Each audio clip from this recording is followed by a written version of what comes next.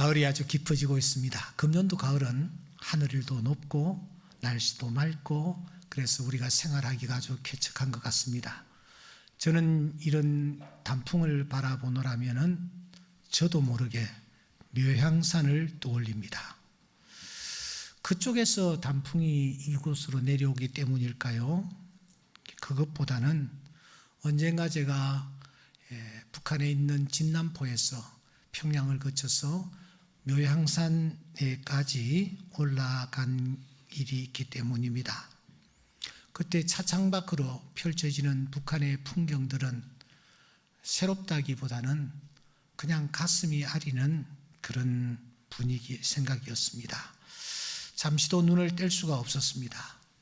그러다가 드디어 이 묘향산을 향하는 골짜기를 이렇게 굽이굽이 버스가 올라갈 때에 차창 밖으로 단풍들이 많이 지고 있는 것을 확인할 수가 있었습니다. 드디어 묘향산에 도착했을 때에 잠시 휴식 시간이 주어졌고, 그래서 저는 그냥 거기에 있는 산속으로 들어가 낙엽을 밟고 있었습니다. 바로 그때에 서산대사가 저에게 말을 걸어왔습니다. 이복에 친구, 살아있는 게 무언가? 숨 한번 들이마시고 마신 숨 다시 뱉어내고 가졌다 버렸다 버렸다 가졌다, 그게 바로 살아있다는 증표 아니던가. 그러다 어느 한순간 들여마신 숨 내뱉지 못하면 그게 바로 죽는 것이지. 어느 누가 그 값을 내라고도 하지 않는 공기 한 모금도 가졌던 것 버릴 줄 모르면 그게 곧 저승가는 것인 줄 뻔히 알면서 어찌 그렇게 이것도 내 것, 저것도 내 것, 모두 다 내 것이냐 움켜쥐려고만 하시는가? 아무리 많이 가졌어도 저승길 가는 데는 티끌 하나도 못 가지고 가는 법이리니 쓸 만큼 쓰고 남은 것은 버릴 줄도 아시게나. 마지막 이렇게 말합니다. 사람 마음 속에 향기로운 꽃 피우면 천국이 따로 없네. 극락이 따로 없다네. 천국이라는 단어를 그분이 쓰면서 마무리를 하고 있습니다. 이 서산대사는 묘향산과 깊은 연관을 가지고 있습니다. 그는 묘향산에 위치한 원저감이라는 조그마한 암자의 칩거를 하다가 85세의 나이로 그가 운명하기 바로 직전, 그는 자기를 따르는 제자들을 다 불러 모아 방금 우리가 나눈 이 시를 읊었습니다. 그리고서는 그 제자들이 보는 가운데서 그가 마지막을 장식했다, 그렇게 우리에게 들려지고 있습니다. 우리는 지금 로마서 16장 바울 사도가 정말 마지막으로 지금 사람들에게 하는 말씀을 우리가 대하고 있습니다. 그런데 이 내용이 서산대사에 전하는 얘기와는 색깔이 완전히 다릅니다. 서산대사는 무엇이라고 합니까? 왜 그렇게 인생을 사느냐? 왜 그렇게 살아왔느냐? 이렇게 충고하고 또 꾸짖는 내용이 이 서산대사의 글 전체를 이루고 있습니다. 그런데 지금 바울 사도가 마지막으로 사람들에게 하는 이 얘기의 핵심은 무엇입니까? 칭찬하는 것입니다. 격려를 하는 것입니다. 더 나아가서 위로하고 있습니다. 그리고 축복하고 있습니다. 이런 바울 사도의 글을 대하노라면 따뜻함을 느끼고 다시 힘을 얻는 것입니다. 본문을 자세히 보시면 그는 여러 사람들의 이름을 그가 부르면서 한 곳으로 불러 모읍니다. 그리고 단체 사진을 촬영하기 위하여 카메라맨이 되는 것입니다. 그리고 바울 사도는 한 사람 한 사람에게 그 사람만이 보여줄 수 있는 특징이랄까 포즈를 취하도록 합니다. 에베네도 너는 이런 모습을 취하게, 마리아 너는 이런 모습으로 사진을 찍도록 하게. 마치 최후의 만찬 사진을 대하노라면 거기에 있는 13사람, 예수님을 포함하여 13사람의 그 표정과 모습과 제스처를 통하여 그 사람이 지금까지 어떻게 살아왔으며 그 사람이 지금 어떤 생각을 하며 그 사람이 앞으로 어떻게 살아갈 것인지를 우리가 짐작할 수 있는 것처럼 이 로마서 16장에 등장하고 있는 사람들의 면면을 살펴보면 이 사람들이 지금까지 어떻게 살아왔는지 앞으로 어떻게 살아갈 것인지에 대한 대강의 그림을 우리가 그릴 수 있는 아주 중요한 장이 아닐 수가 없습니다. 여러분이 16장을 우리가 펼쳤는데 도대체 여기에 몇 사람쯤 등장할 것 같습니까? 제가 조금 정신을 차리고 읽었는데도 불구하고 한 번 읽으면 숫자가 이렇게 되고 또 한 번 읽으면 숫자가 저렇게 되고 상당히 헷갈리더라고요. 여러분들도 집에 가셔서 한번 읽어보시면서 도대체 여기 몇 사람쯤 등장하는지 한번 살펴보시기를 바랍니다. 제가 최종적으로 확인한 것은 여기 등장하는 사람이 한 37명쯤 되지 않나 그렇게 생각합니다. 그런데 이 37명, 이 사람들이 한결같이 다 진한 감동을 불러일으킬 만한 그런 기막힌 간증거리들을 가슴에 담고 있는 것이 틀림없다, 그렇게 보았습니다. 그래서 한 사람 한 사람을 한 시간에 걸쳐서 좀 나누는 것도 좋지 않겠는가 하는 그런 생각을 잠시 했습니다만 로마서를 펴면서 여러분들과 약속한 것이 있습니다. 한 장을 2회에 걸쳐서 스피디하게 우리가 한번 다루어보자. 그래서 16장도 역시 2회에 걸쳐서 마무리를 하려고 생각하기 때문에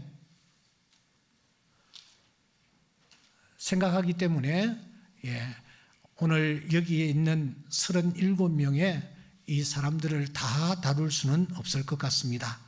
하지만 우리에게 큰 은혜를 끼치는 사람들은 우리가 그냥 놓칠 수가 없는 것입니다. 여러분, 이 16장을 읽으시면서 어떤 사람이 제일 먼저 눈에 들어오시나요? 어떤 사람이 제일 먼저 눈에 들어옵니까? 제 눈에는 제일 처음 언급된 베베라는 그런 자매가 눈에 들어옵니다. 왜냐고요? 첫 번째 언급되는 것은 항상 중요하기 때문입니다. 보세요. 팔복 가운데서 제일 첫 번째 예수님께서 언급하신 것이 뭡니까? 심령이 가난한 자는. 그래서 심령이 가난한 자에 받는 축복이 팔복 가운데서 가장 중요한 것입니다. 갈라디아서 5장에 보면 성령의 9가지 열매가 소개되고 있는데 그 9가지 열매 가운데서 제일 먼저 언급되는 열매가 뭐죠? 사랑입니다. 사랑이 중요하기 때문입니다. 고린도전서 13장에서 바울은 사랑의 속성을 얘기하고 있습니다. 15가지로 얘기하고 있는데 사랑이 도대체 뭐냐 했을 때에 바울은 이렇게 말합니다. 사랑은 오래 참고. 사랑이 뭡니까? 사랑은 오래 참는 것입니다. 남편에 대하여 오래 참는 것입니다. 아내에 대해서 오래 참아주는 것입니다. 사랑하는 자녀들에 대하여 기다리며 참아주는 것입니다. 이것이 사랑이라고 바울 사도는 말하는 것입니다. 히브리서 11장에 보시면 믿음의 위대한 선진들의 행적들이 소개가 되고 있습니다. 모두 16명이 등장하고 있는데 그 가운데서 제일 처음 중요한 사람이 누구냐? 아벨입니다. 아벨만큼 중요한 사람이 없습니다. 때문에 아벨을 제일 먼저 언급을 하는 것입니다. 이와 같이 제일 처음 언급되는 한 사람, 이 사람을 우리는 놓쳐서는 되지 않을 것입니다. 특별히 그 사람은 여성입니다. 당시 여성들은 숫자에도 카운트가 잘 되지 않는 그런 분위기 사회에서 여성인 이 베베가 제일 먼저 언급되는 것은 분명히 이 여성을 통하여 우리에게 주려는 메시지가 있기 때문입니다. 그러면 이 베베라는 여성을 성경은 어떻게 소개하며 바울은 어떤 포즈를 취하라고 얘기를 하고 있습니까? 우리 1절과 2절을 다 같이 한번 읽어보겠습니다. 시작. 내가 갱그레아 교회의 일꾼으로 있는 우리 자매 베베를 너에게 추천하노니 너희는 주 안에서 성도들의 합당한 예절로 그를 영접하고 무엇이든지 그에게 소용되는 바를 도와줄지니 이는 그가 여러 사람과 나의 보호자가 되었음이라. 바울 사도가 지금 많은 사람을 언급해야 되기 때문에 아주 간단하게 소개하고 있습니다. 우리는 이 소개서에서 두 단어를 우리가 발견합니다. 이 두 단어를 통하여 이 베베라는 여성이 어떤 삶을 살았는지를 짐작하는 것 어렵지 않습니다.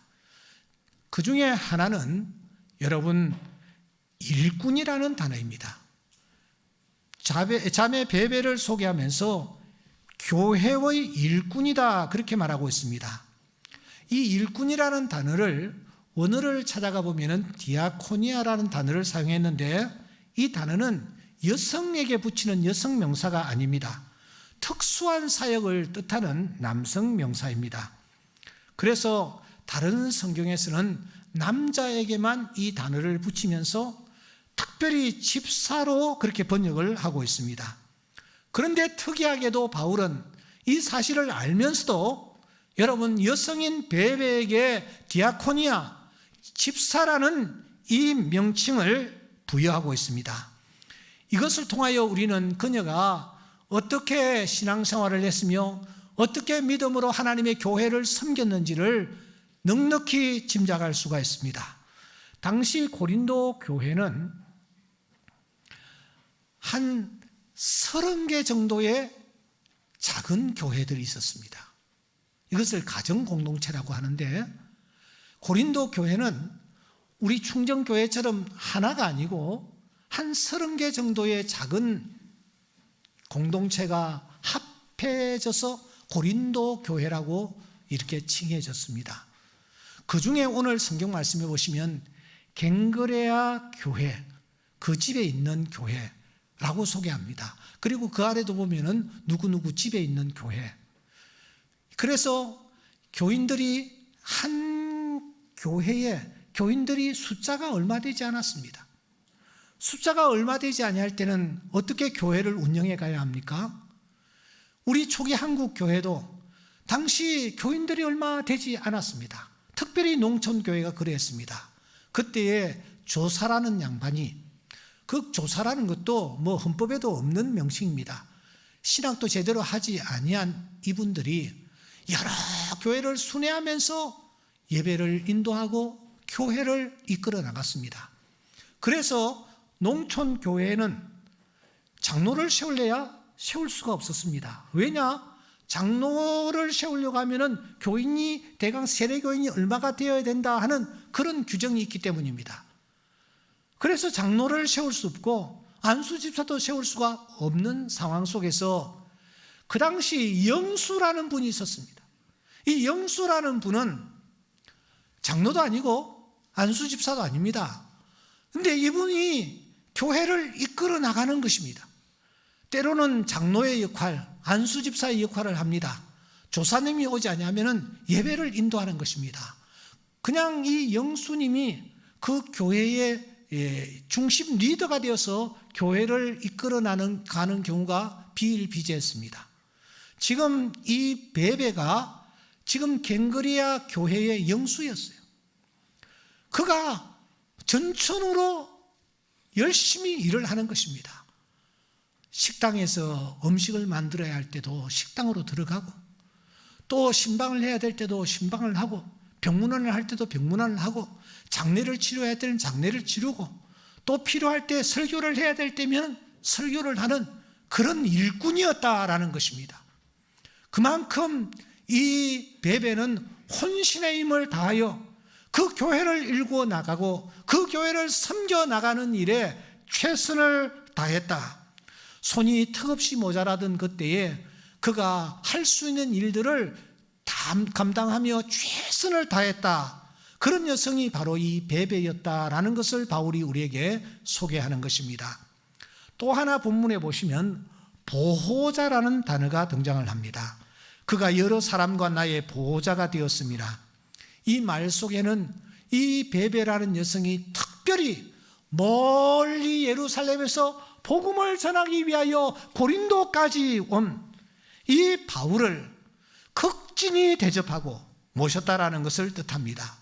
음식이 필요할 때는 음식을 제공해 드리고 머물 수 있는 방을 공급해 주며 마치 그 옛날 마가의 어머니처럼 자기의 집을 제공하는 그런 일들까지 그가 감당을 했다라는 것입니다.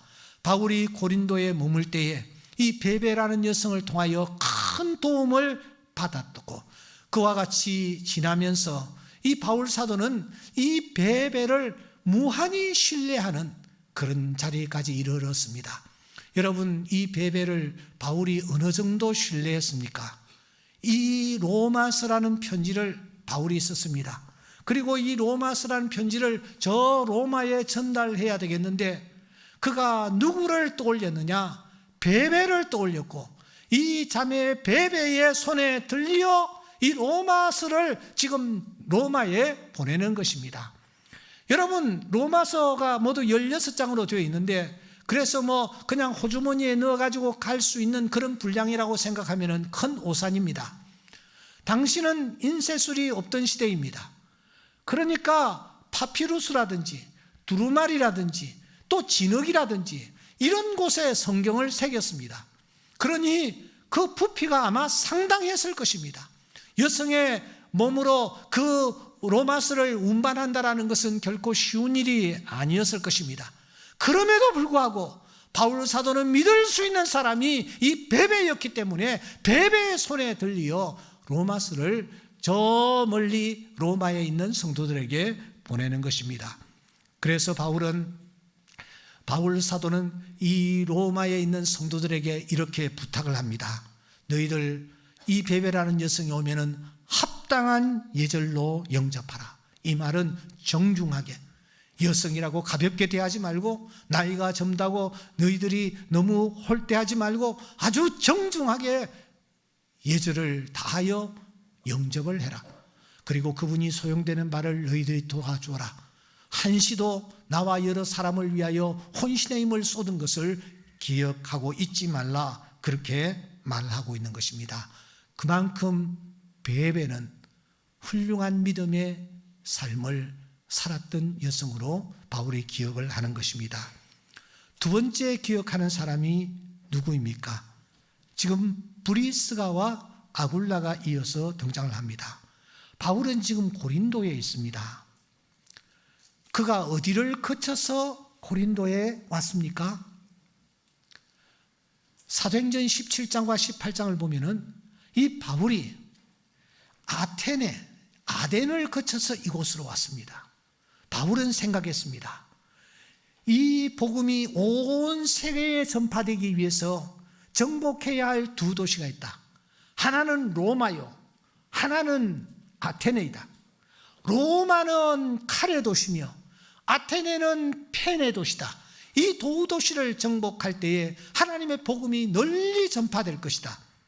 그래서 그는 로마에 가려는 꿈을 가졌었고, 그는 아덴을 향하고 있었던 것입니다. 그는 가면서 생각합니다. 아덴에는 철학자들이 많이 모여있는 도시, 그곳에 가서 내가 그들과 한번 논쟁을 하면은 분명히 하나님의 거룩하신 뜻이 나타날 거야. 그는 자신했습니다. 나는 가마리엘 문화에서 열심히 공부한 사람이다. 그러므로 말에는 조라나 지식에는 그렇지 아니하다.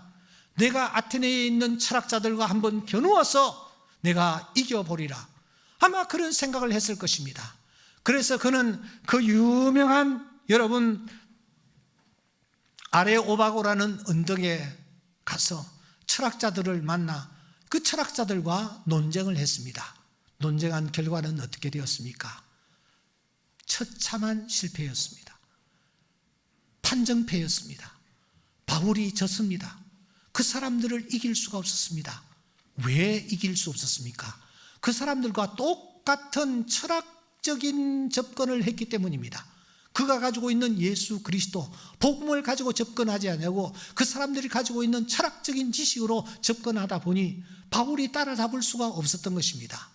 그 사람들에게 철저하게 패배한 바울 사도가 머리를 감싼 채 홀로 왼쪽에 지중해를 두고 그가 지금 아테네에서 고린도를 향하여 터벅터벅 걸어가는 것입니다. 그는 지금 완전히 번아웃된 상태였습니다. 아무도 없는 고린도에 그가 이르렀을 때에 놀랍게도 한 부부가 등장을 합니다. 바로 브리스가와 아굴라 부부입니다. 이들이 기다렸다라는 듯이 바울 사도를 만난 것 아닙니까? 서로 대화를 나누어 보니 직업이 같은 거예요. 천막을 만드는 직업을 함께 하고 있는 것입니다. 그래서 평일날에는 천막을 같이 만들면서 얘기를 나누고 안식일에는 또 해당에 들어가서 말씀을 나누고 그러던 중에 바울 사도가 개설한 제자훈련에 이 브리스가와 아굴라 부부가 참여하는 것입니다. 그리고서는 바울 사도의 목회 철학과 바울 사도의 비전을 함께 공유하게 됩니다. 그때부터 이 브리스가와 아굴라 부부는 완전히 바뀌었습니다. 어떻게 바뀌었습니까? 여러분 3절과 4절을 우리 다 같이 한번 읽어보겠습니다. 시작. 너희는 그리스도 예수 안에서 나의 동역자들인 브리스가와 아굴라에게 문안하라. 그들은 내 목숨을 위하여 자기들의 목까지도 내어놓았나니 나뿐 아니라 이방인의 모든 교회도 그들에게 감사하느니라. 여기에 여러분 동역자라는 단어가 등장합니다. 돕는 사람, 측근에서 손을 서로 맞잡는 사람을 뜻하는데 성경에서는 이 동역자라는 단어를 아무에게나 붙이지 않습니다. 바울은 디모데를 동역자라고 부릅니다. 바울은 디도를 동역자라고 부릅니다. 바울은 빌레몬을 동역자라고 부릅니다.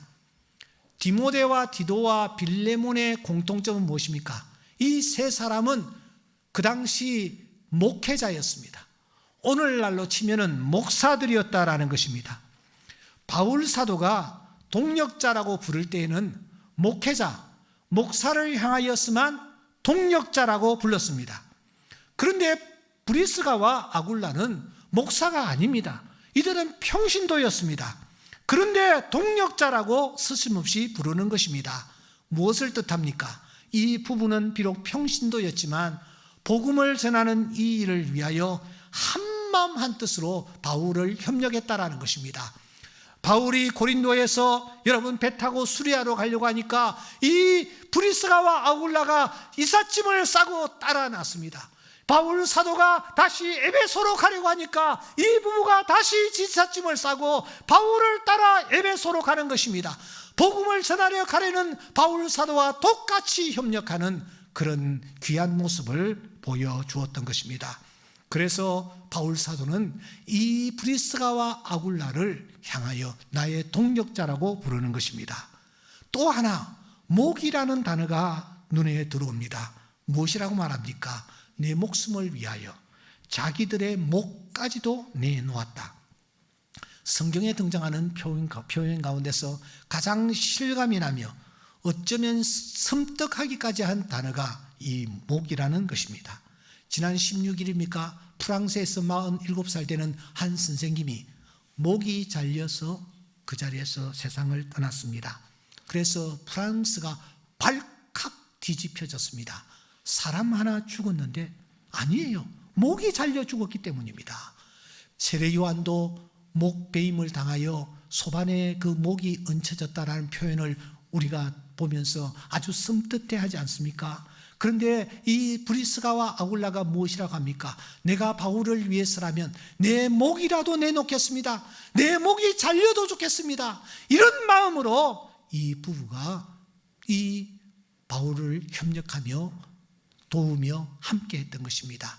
그래서 바울은 최후 숨을 거둘 때에도 자기 부모를 만나고 싶어 하지 않고 자기 형제를 만나고 싶어 하지 않고 그가 만나고 싶어 했던 사람이 누구였습니까? 디모데후서 4장 19절 유언장의 가장 마지막 부분에 보시면 브리스가와 아굴라에게 문안해달라고 부탁하며 최후를 마치는 것입니다. 이 브리스가와 아굴라 부부가 그만큼 바울에게 깊이 새겨져 있었어요. 있을 수가 없었어요. 자기의 사역을 생각할 때에 브리스가와 아굴라가 없었으면 내가 이 사역을 감당할 수 없었을 것이라고 생각하며 고마워하면서 너희들 브리스가와 아굴라 부부에게 문안해달라고 말하는 것입니다. 시간 관계상 여러분 이제 마지막에 등장하는 사람을 우리가 생각해야 될 것 같습니다. 마지막 13절에는 이런 말씀이 있습니다. 우리 다 같이 한번 읽어볼까요? 시작. 주 안에서 택하심을 입은 루포와 그의 어머니에게 문안하라. 그의 어머니는 곧 내 어머니라. 여기에 루포와 그의 어머니가 등장합니다. 하지만 이들의 흔적은 사실 예수님께서 골고다에서 십자가에 못 박혀 돌아가실 그 현장에서 우리는 발견을 합니다. 주님은 비아돌로사의 길을 십자가를 메고 올라가셨습니다. 한 400m 되는 이 길, 얼마 되지 않은 듯해 보이나 그 길은 참으로 험한 길이었습니다. 왜냐하면 예루살렘 성전을 짓기 위하여 돌이 필요했는데 그 돌의 대부분을 어디서 캐왔느냐? 바로 예수님께서 십자가에 못 박히신 그 산에서 돌을 캐서 예루살렘 성전을 세웠습니다. 여러분 혹시 돌산에 가보신 적이 있습니까? 돌을 캐낸 산 말입니다. 얼마나 날카롭고 얼마나 발 한 걸음 뛰기가 힘들고 어렵습니까? 바로 비아돌로사의 길이 그런 길이었습니다. 주님은 쓰러지셨습니다. 채찍에 다시 일어났고 다시 쓰러지셨습니다. 그때마다 군인들은 예수님을 채찍으로 내리쳤습니다. 그러나 그 군인들이 볼 때에도 이제 더 이상 십자가를 지울 수 없다라고 생각했을 때에 두리번거렸습니다. 누구에게 대신 십자가를 지울고, 그때 예수님 십자가 가장 가까이에 한 가족이 예수님을 뚫어지게 바라보며 따라오고 있었던 것 아닙니까? 그래서 군인들은 다짜고짜로 그 가운데서 이 호주 아버지 남편을 끌어다가 예수님을 대신하여 십자가를 지었는데 그 사람이 바로 루포의 아버지 시몬이었던 것입니다. 마가복음 15장 21절 말씀에 오시면 알렉산더와 루포의 아버지 구레네 사람 시몬이 시골로부터 와서 지나가는데 그들이 그를 억지로 가게 하여 예수의 십자가를 지웠다고 했습니다. 루포의 아버지 시몬이 억지로 십자가를 지고 올라갑니다. 그때 그의 아내와 이 아들들이 얼마나 안타까운 모습으로 따라갔겠습니까? 드디어 골고다 정상에 이르렀을 때에 원수들은 예수를 십자가에 못 박아 죽입니다. 피를 흘리신 예수님, 그러나 한마디도 원망하지 않습니다. 피를 흘리신 그 예수님, 오히려 십자가에 못 박은 자들을 향하여 주여 저들의 죄를 용서해 주십시오, 저들이 하는 것을 알지 못합니다 하며 기도하고 있는 것 아닙니까? 도대체 저 사람이 누구이기에 원수들을 위하여 기도할 수 있단 말인가? 충격을 받았습니다. 얼마 후에 그 예수가 다시 부활하셨다는 사실을 알게 되고 그분이 바로 오실 메시아 하나님의 아들 거룩한 구세주가 되신다는 사실을 확인한 이 가족들은 저 아프리카 북쪽 리비아에 위치해 있는 구레네에 더 이상 가지 아니하고 복음을 위하여 그들의 생애를 바치는 것입니다.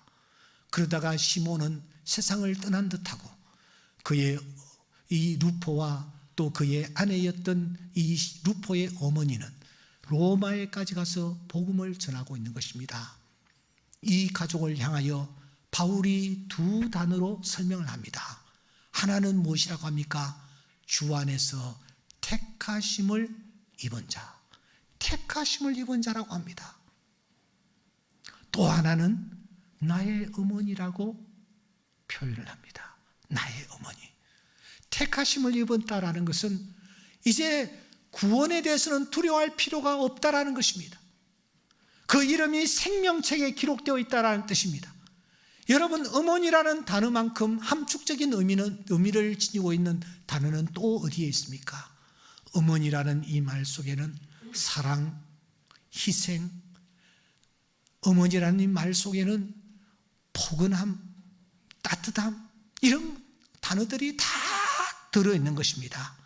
바울은 말합니다. 그분은 내 어머니라고요. 비록 세 사람만 다루었지만 여기 등장하는 37명은 다 똑같습니다.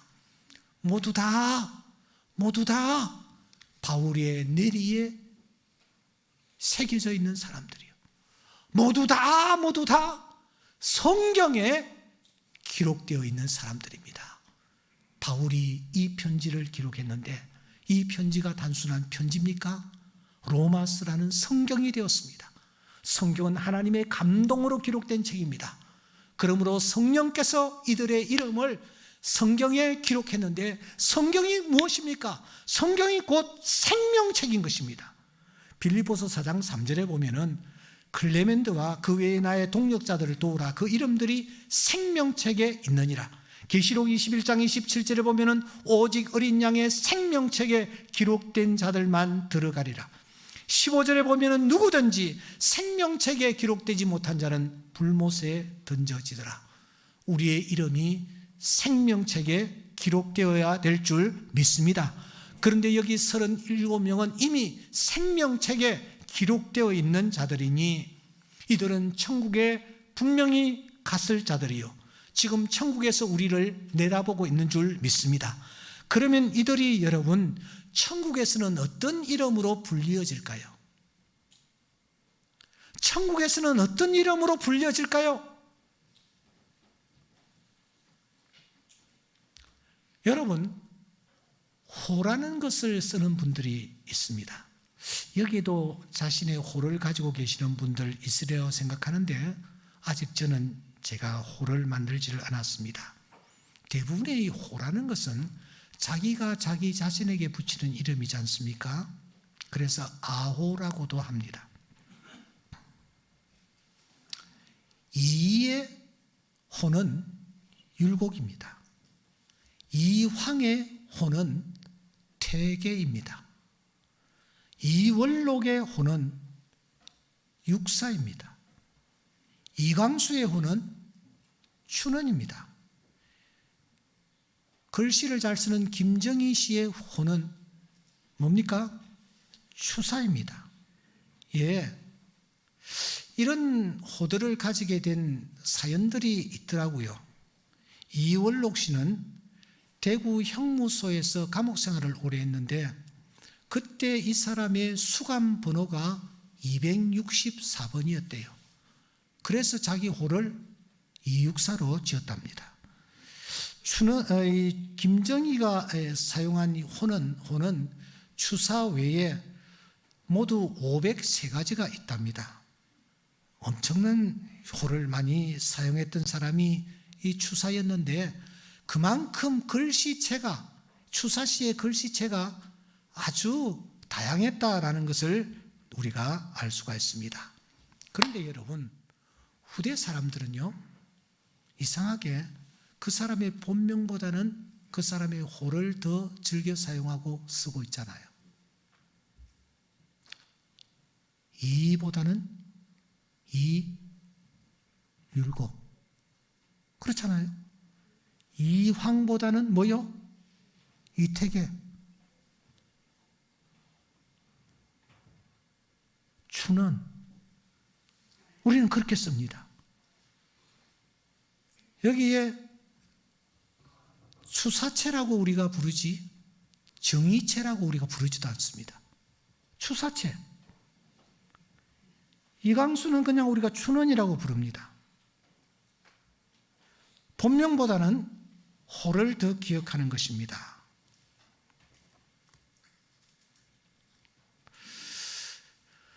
장차 우리가 천국에 갑니다. 천국에 갔을 때에 우리는 어떻게 불려질까요? 저는 성석입니다. 성석이라고 불려질까요? 우리가 천국에 가서 어떻게 불려질까요? 여러분, 요한계시록 2장 17절을 잠깐 내려보시기 바랍니다. 요한계시록 2장 17절에 보시면 아주 중요한 말씀이 있습니다. 다 같이 한번 읽어보겠습니다. 시작. 귀 있는 자는 성령이 교회들에게 하시는 말씀을 들을지어다. 이기는 그에게는 내가 감추었던 만나를 주고 또 흰 돌을 줄 터인데 그 돌 위에 새 이름을 기록한 것이 있나니 받는 자밖에는 그 이름을 알 사람이 없느니라. 이것은 굉장히 중요한 메시지입니다. 우리가 천국에 가면 하나님이 우리에게 뭘 준다고요? 흰 돌을 하나 주신대. 흰 돌을 하나 주시는데 그 돌에는 무엇이 새겨져 있느냐? 무엇이 새겨져 있다고요? 새 이름이 새겨져 있대. 새 이름이 새겨져 있대. 우리가 천국에 가면 우리가 육신을 가지고 사용했던 이름, 자연인 옥성석이라는 이름, 이건 사용되는 것이 아니라 하나님이 우리에게 새 이름을 지어주셔서 우리가 그 이름을 부르게 될 것이라는 겁니다. 그러면 하나님이 어떤 이름을 지금 짓고 계실까? 어떤 이름을 나를 위하여 짓고 계실까? 저는 이 로마서 16장의 말씀이 해답이라고 생각합니다.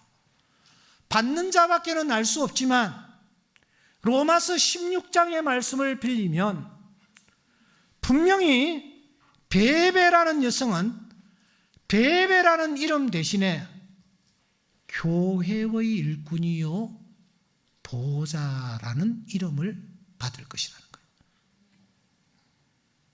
브리스가와 아굴레는 동력자이며 목이라도 내놓을 수 있었던 자, 그런 이름을 받을 거라는 거예요. 루포와 그의 어머니는 택하심을 입은 자이면서 내 어머니와 같은 자였다. 그런 이름을 받을 것이라는 겁니다. 그가 일생을 살면서 어떻게 살아왔는지를 이 이름이 함축적으로 요약해서 그 사람이 지나가면은 교회의 일꾼이요 또 보호자이신 분이시여 그렇게 불림을 받게 될 것이라는 거예요. 목이라도 내놓는 자라는 이름으로 불림을 받게 될 것이라는 것입니다. 택하심을 입은 자라는 그런 이름으로 불리게 될 것이라는 것입니다. 어떤 사람은 처음 익은 열매라는 그런 이름으로 불림을 받을 것이요 또 어떤 사람은 많이 수고한 이런 이름으로 불리게 될 것이라는 것입니다. 사랑하는 여러분, 이것은 오늘 우리에게 대단한 도전을 줍니다. 우리가 짧은 인생을 살아가면서 성석이라는 이름을 가지고 살아가고 있는데 우리는 이제 하늘나라에 가면은 하나님이 흰 돌 속에 새겨주신 이름으로 불림을 받게 될 것입니다. 그때 우리가 만일 구두쇠라는 이름으로 우리가 불림을 받는다면 이게 하루 이틀도 아니고 1년 2년도 아니고 이거 얼마나 여러분 부끄러울 것 같아요. 이기주의자라는 이름을 받는다면 자기만 생각하는 자라는 이름을 받는다면 우리가 얼마나 부끄러울 것 같습니까? 사랑하는 여러분, 우리가 천국에 갔을 때에 하나님께서 우리에게 던져주시는 흰 돌에 새겨주시는 그 이름 때문에 우리가 기뻐하고 감사하고 자랑스럽게 생각하며 영원히 하나님과 동거하며 가기 위해서는 우리가 남은 생에 그 이름에 걸맞는 그런 삶을 살아가야 될 줄 믿습니다. 이 은혜가 오늘 예배에 참여한 모든 분들에게 넘칠 수 있기를 주의 이름으로 축원합니다. 기도드리겠습니다.